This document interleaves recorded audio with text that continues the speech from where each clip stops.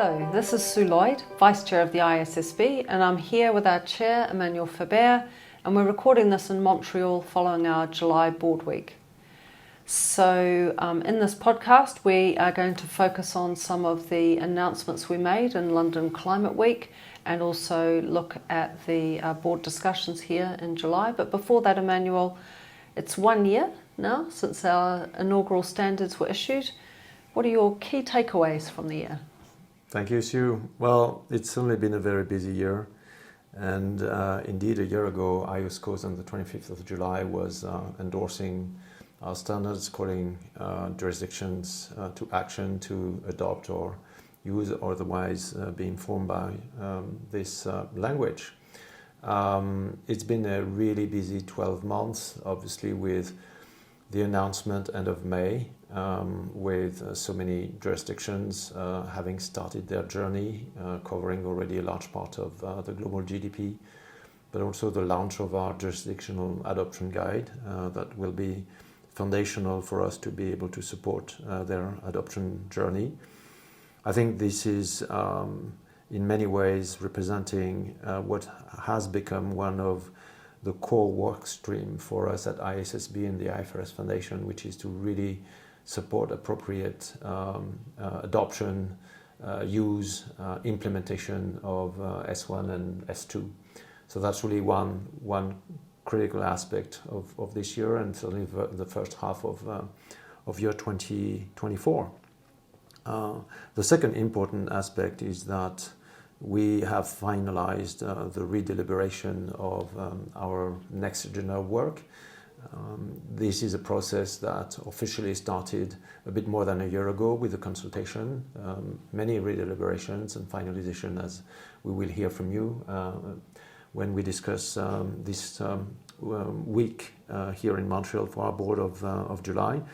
And the last one I'd say is that we used the first half of this year to reach a number of very structuring partnerships, strategic agreements with ecosystem partners in the sustainability reporting space that are going to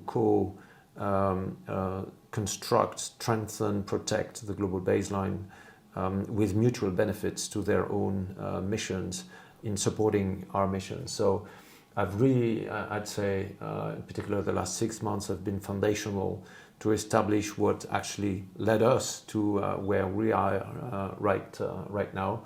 And I would certainly feel very happy if you could let us know a bit more with some of these announcements that took place at the Climate Week in London, Sue. Sure. So London Climate Action Week, so lots of action from the ISSB during that week. We started off the week with the opening of the London Stock Exchange to celebrate our first birthday, which was exciting, and also then going to the IFRS Foundation Conference, which was always a great opportunity to see lots of our stakeholders and indeed friends we've made over the years and to talk about our work. So that was a great start to the week. And at the beginning of London Climate Action Week, we made an announcement about what we are now planning to do at the ISSB in the space of disclosures about transition plans, really announcing that we're going to take an enhanced interest, if you like, in this work going forward, and to do that, announcing that we have decided to take responsibility for the disclosure materials that have been prepared by the Transition Plan Task Force, which was set up in the UK a few years ago. And just to remind people, this is not us changing our reporting requirements in any way at all. IFRS S2 already requires companies to provide information about transition plans when they have them. But we want to make sure that the information provided is decision useful for investors. And we identified the materials of the Transition Plan Task Force, or TPT, as being sort of state of the art in that respect. And so that's why we decided to take them on. What are we going to do with those materials? In the first instance, a relatively simple step, just taking those 13 documents that we've taken responsibility for and putting them onto our Knowledge Hub in a new special section of that hub so you can see it there, make use of it when you're using S2. Then in the near term, we plan to make those materials into educational materials under the IFRS Foundation brand, which means we'll look at the materials, we'll make sure that they are truly globally applicable. So we'll take out some of the UK references that are in there, given the genesis of the TPT's work. And we'll also really thoroughly make sure that the language and the requirements in there are, not requirements even, the language and the examples and illustrations in there are truly focused only on disclosure, and they're not getting into policy areas, not telling people what to do in their transaction planning or anything like that, but really describing disclosures. So that's going to be the next step. In the longer term, we're going to be continuing to look at what sort of disclosures are resulting from the application of S2 to see that they are indeed providing decision useful information for investors, particularly on transition plans, which are really important to investors and their understanding. If we think that there's a need to act to make sure that there's good comparability of disclosures around the world, or to make sure that the information about transition plans is really decision useful for investors, we will consider whether we need to make amendments to enhance the application guidance within S2 itself. If we do that, we'll look at those TPT materials as a source of potential information to include in there. But people listening, don't worry, that's in the longer term, and if we do that, that will all be subject to consultation. So that would be an opportunity for you to get involved and to comment on that. But this is all about us making sure that there's less fragmentation in disclosures around transition plans, and that those disclosures are really of high quality. So I think I should say a big thank you to the TPT for entrusting us with their carefully crafted disclosure-focused materials. We're really excited to be taking them on at the IFRS Foundation. And Emmanuel, another thing that we announced actually at the beginning of London Climate Action Week was our new links to the GHG protocol. Would you like to talk about that? Yes, sure. Thank you, Sue. And while we are on transition plan disclosures, I just want to say that I've really been amazed by the positive reception of our decision. I think we'd certainly like to thank the TPT team for handing this over to us on the disclosures and trusting us with these disclosure-focused materials. I was in Mexico just a couple of weeks after attending the International Monetary Conference with a lot of central bankers, governors, but also bank CEOs internationally, and there was a unanimous appreciation of the fact that we are going to provide with that and very clear, even though informal at this stage, sense of direction of travel, as more and more of the financial institutions at least will have to or will be willing to develop transition planning for their businesses, and therefore have to disclose in a manner that's comparable and reliable to their shareholders, but also to their supervision. And so I think that's a really interesting way for us to informally ensure that a voluntary guideline is brought to the baseline on these important topics.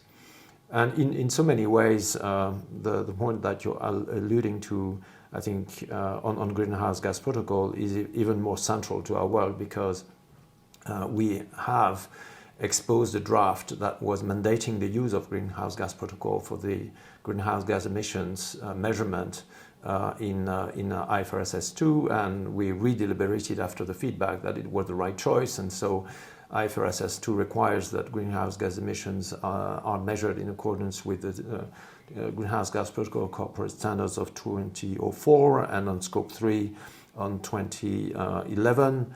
And because now S2 is going to be, or is already in place in more than 20 jurisdictions, journey as they are looking at adopting or using our standards, in addition to the fact that the Basel Committee is going to use them, as well as the ISSB on the international public sector accounting, there is a point where the greenhouse gas protocol itself is now going to have a systemic role in the approach to measurement. And as a result of that, we reached governance arrangements with the greenhouse gas protocol sponsors and constituencies, so that the ISSB is going to be actively engaged in the updates and the decisions made in relation to potential changes and enhancements by the newly established independent standard setting board of the greenhouse gas protocol. And I think it's really great for them, it's great for us, and it's even greater for all our stakeholders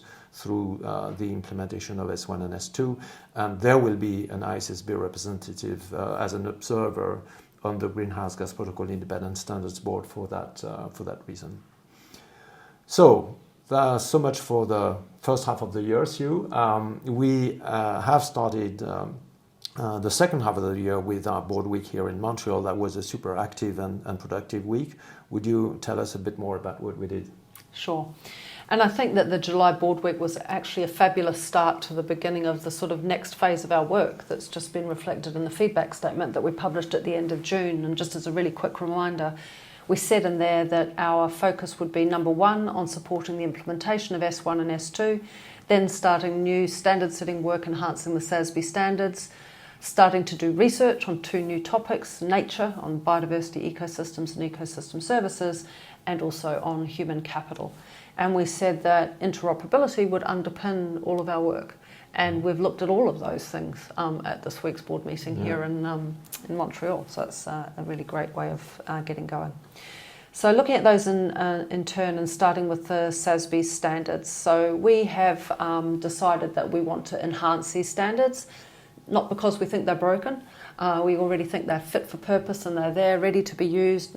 We worked last year to improve the international applicability, so people using S1 already can and should refer to and consider the SASB standards as a really great way of identifying what to disclose on topics beyond climate and to find appropriate, targeted, proportionate, decision-useful disclosures for investor needs. But we want to enhance them, both to make sure that they really are truly internationally applicable and a more thorough research, and also to make sure that they are 2024 ready, if you like, in terms of their applicability.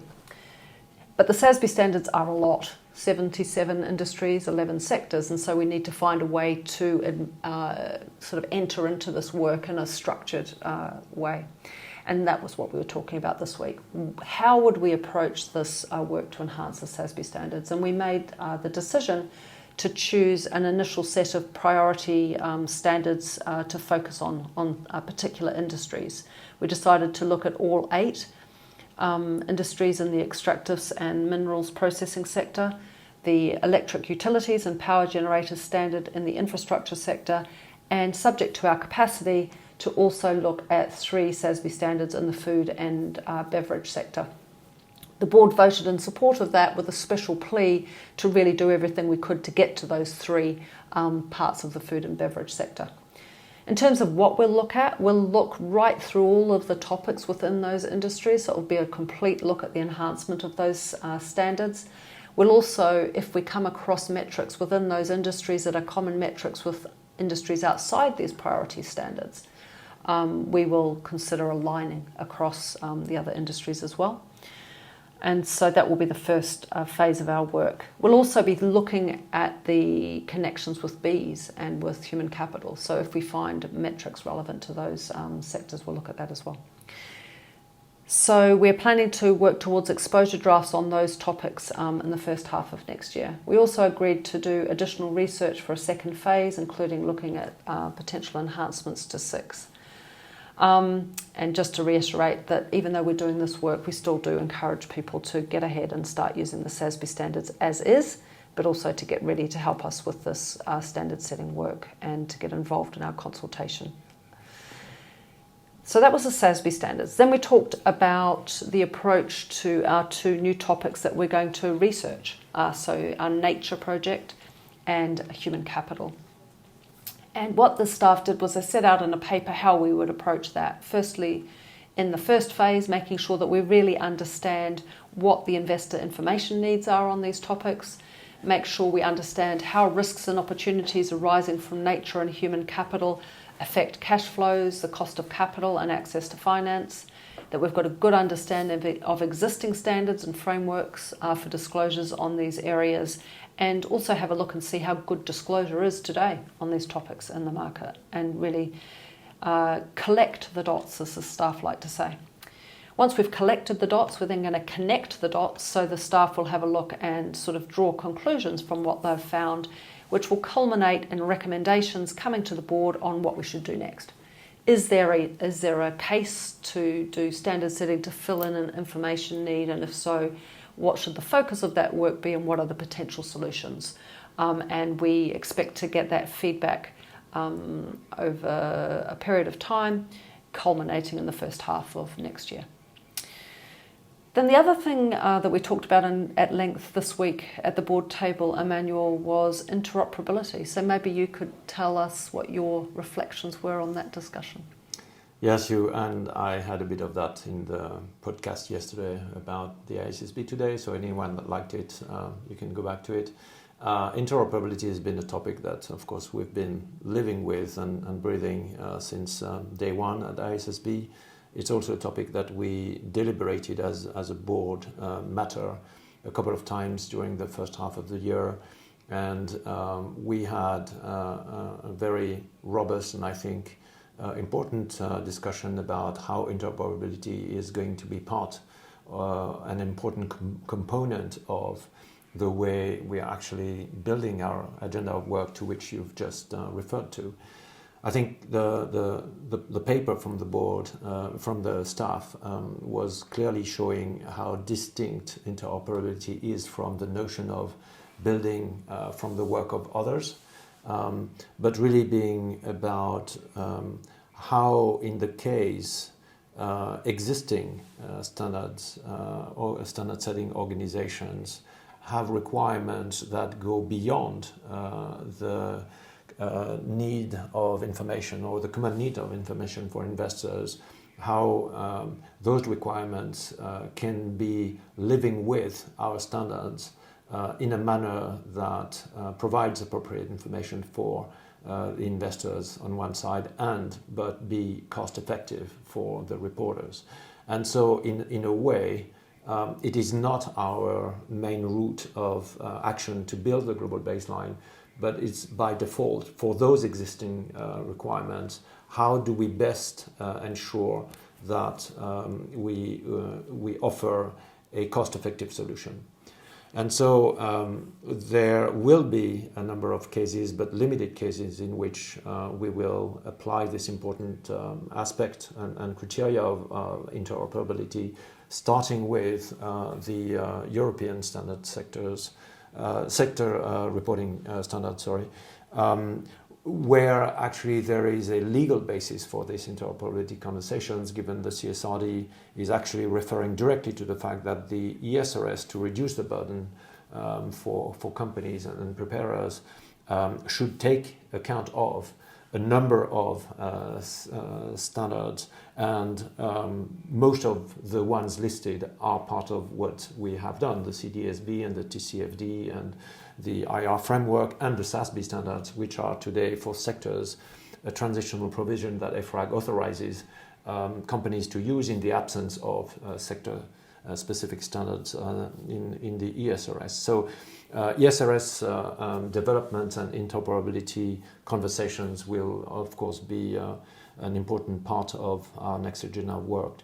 The other one is, of course, GRI, that has this impact materiality lens, in complementary to our risks and opportunities lens of materiality, which, as we have already shared in our June podcast, is the position that we've reached with a very strategic agreement with them to come and deliver our next agenda of work in what we call full direct interoperability, which basically means that companies or regulators that want to report beyond investor audiences and to other stakeholders will be able to plug and play the two systems together at no cost, basically, meaning that when there would be overlaps, there would actually be common disclosures, exact common disclosures, through a joint and coordinating agenda setting for the two boards, the GSSB and the ISSB. So I'm just reminding that to our audience because that will be paced rather as we deliver our own agenda of work in the next 2 years. We will, of course, continue to work on those interoperability issues, listening to the Sustainability Standards Advisory Forum, also having our regular touch points with our jurisdictional working group as we have it, and we had one this morning on the quasi-monthly frequency that we've had for the last 2 years with them, and they provide very important input to those aspects, understanding and listening to each other as well on their own initiatives. We'll also look at jurisdictional requirements that are in place on human capital, for example. But the one thing I would simply add to this is not only going to be about the research that we're going to apply on bees/nature and on human capital, but also front and center for the SASB standards. Hence also some of the choices that we've made in terms of industry that we would start to work with. So just to say that was indeed a very robust agenda, but we also discussed an important aspect beyond the agenda of work, which is the recent transition implementation group meeting that you chaired, Sue, and maybe you want to say a few words about that. Yeah, maybe just before I do that, I think that was really interesting today when we were talking about both the SASB standard prioritisation and the research work, how often we were referring back to the discussion from yesterday about the interoperability paper. So how connected all of these pieces are, that was really pretty interesting to see. So yes, the other thing that we talked about this week was our work to support the implementation of S1 and S2 through the transition implementation group meetings. So what we did this time was that the staff presented the board with a summary of the discussion from the last transition implementation group meeting, which is a really important part of the TIG. The TIG really does, two key things. One is it's a forum for answering questions, for giving visibility on how to apply our standards and the fact patterns that have been brought to our attention from our stakeholders. But also another really important purpose of the TIG is to make the board aware of what we're hearing from the market about application questions, what's coming up, where we might need to develop educational materials or indeed where we might need to take further action. And so it was really an important discussion to be updated on that at this week's board meeting. And if you haven't already done so, there is a separate podcast actually which is about that last TIG meeting that might be worth listening to. And so that, Emmanuel, brings us to the end of this month's podcast. Next month, listeners have got a break from listening to us because it's holiday season at the IFRS Foundation, so we won't be meeting in August. We'll be back in September with news from our board meeting in Frankfurt and about our engagements at New York Climate Week. And so I look forward to updating you then. Thank you. Thank you, Sue. For the latest developments from either the International Sustainability Standards Board or the International Accounting Standards Board, make sure to subscribe on the IFRS Foundation website, www.ifrs.org. If you enjoyed this podcast, please take some time to rate, review, and subscribe on your preferred podcast player.